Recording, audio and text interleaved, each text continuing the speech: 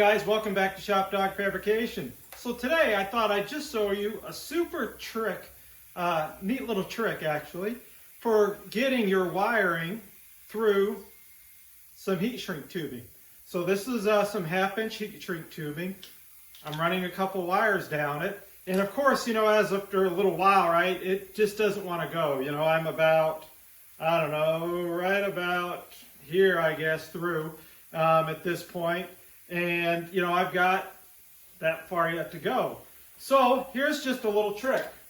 What you can do,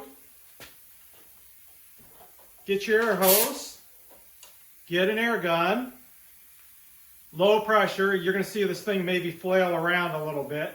But basically you put your air in here and you can see I'm able to feed the wires, I'm able to feed the wires through.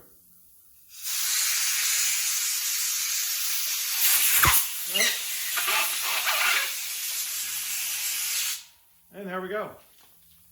Wires are all the way through.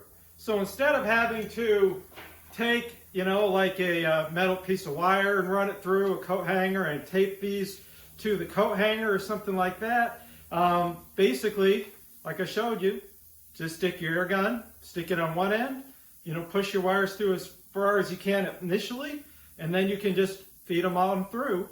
And now you can heat shrink your tubing, you know, finish up your wiring, whatever you got to do, and you're all set. So I just thought I'd share this neat little tip or trick with you guys. Works really slick, nice and simple thing to do. So it's only, like I said, just a quick little shop trick I thought I would share with you guys. So with that said, like they always say, like, subscribe, hit the little bell for future content. I hope you guys are having a great day in your shop. Get out, have some fun. Y'all take care.